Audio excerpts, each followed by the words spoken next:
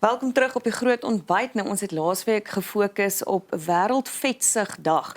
En soos ons vroeër gesê het, 'n mens dink baie keer dat net Amerika of Amerikaners eintlik met 'n vetsugkrisis sit. As jy kyk na obesiteit en so, maar eintlik is daar redelik probleme in Suid-Afrika wat ook aangespreek moet word en wêreldwyd. Baie interessante feite en ons is bevoorreg om vandag te kan gesels met Marlinie Kotiah en sy is van Danone Voedselgroep af.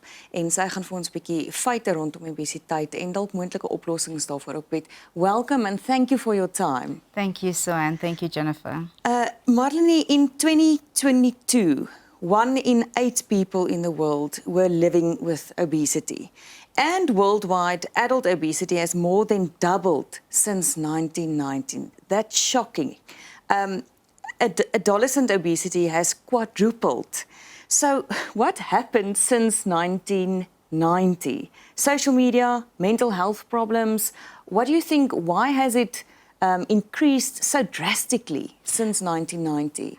There's a lot of things to talk about on that particular topic, but let's just go back quickly to the local stats. The local stats is even more dire. If we're looking at South Africa, 2 out of 3 adults are overweight. Yo. And we have double the global average of overweight and obese children. Sure. So we have a problem. It's acknowledging we have a problem. It's very multifactorial in what has led to this transition. One could call it the urbanization, the transitioning out of eating traditional food, aspiring to fast foods, aspiring to foods that are on social media, aspiring to peer pressure, cooking differently, moving away from traditional foods, less activity. You know, we've got more screen time, less activity. So there's a lot. Yeah, there's a lot going on.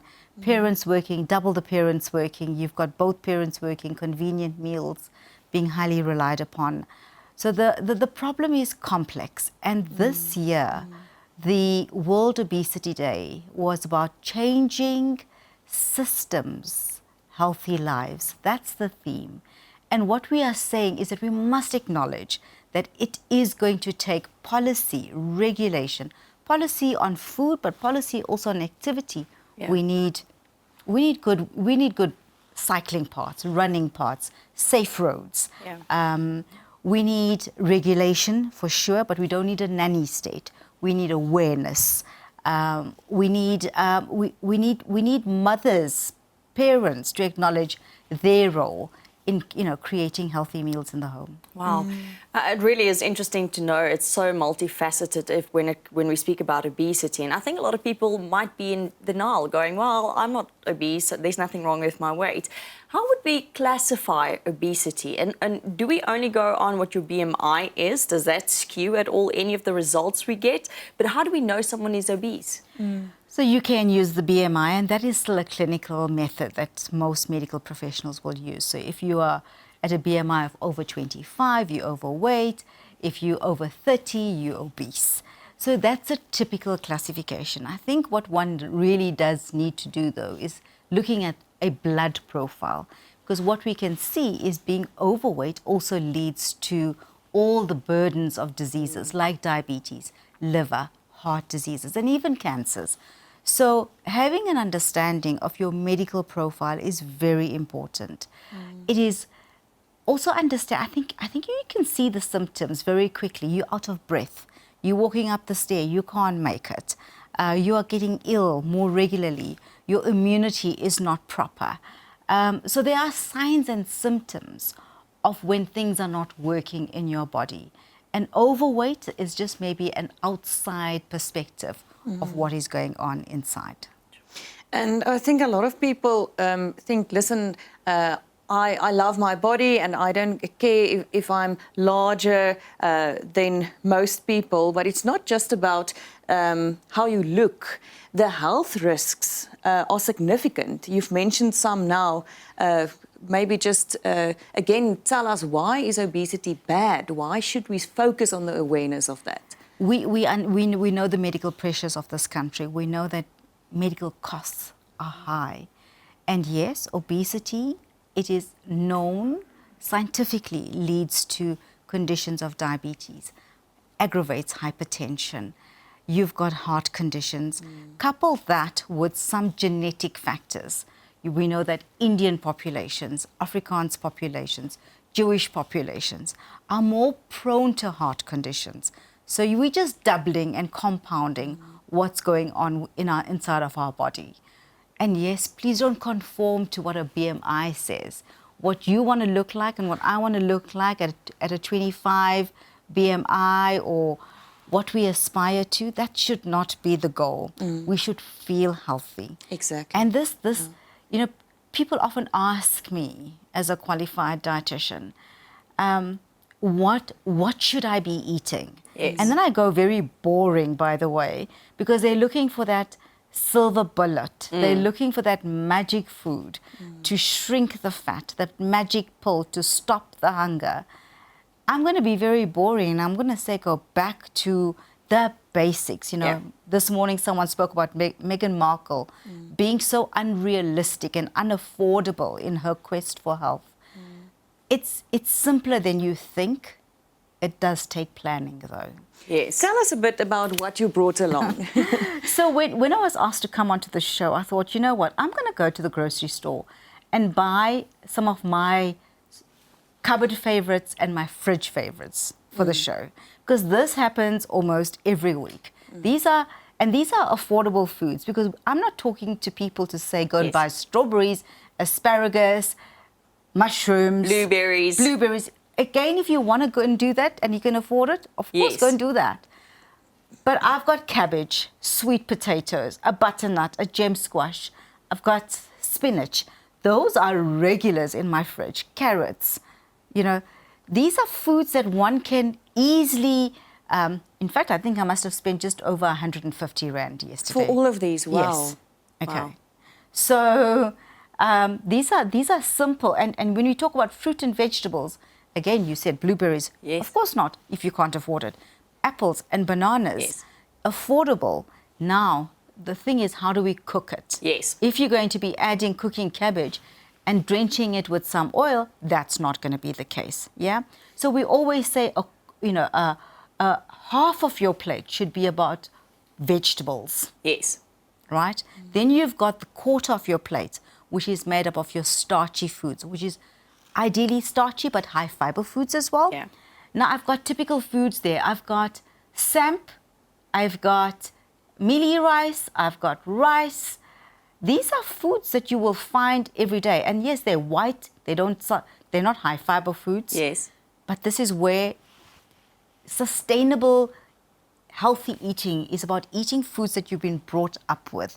Cultural foods, foods that are tasty, foods that you enjoy, foods that fit into your lifestyle. I want something convenient. So yes, I'm going to boil a whole thing of pasta and keep it in the fridge and then add to it, chickpeas, which Yes. are affordable, but it's going to be adding the fiber into the product.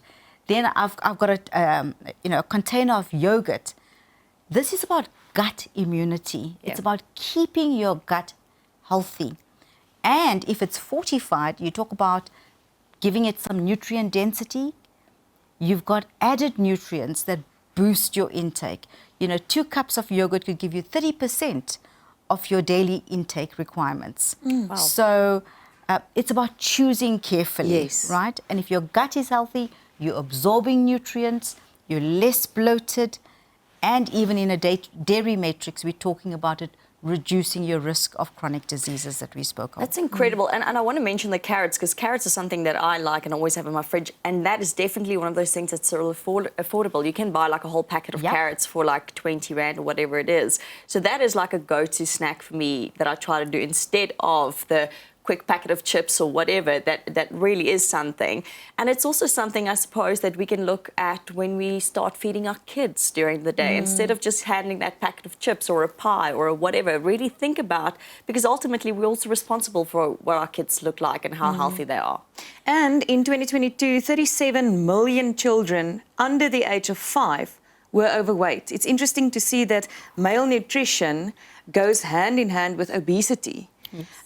So we need to make clever choices. It doesn't need to be expensive. You've showed it to us now. But we need to make new lifestyle choices. And we need to think that it's not a bad thing to live healthy. What else can we do at the end of our conversation today? We have about 1 minute left. What can we do to prevent obesity in our children in poor countries?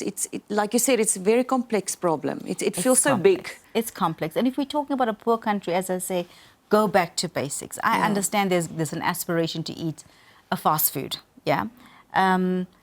Stay away from just this inactive lifestyle. It's about getting ourselves more mobile.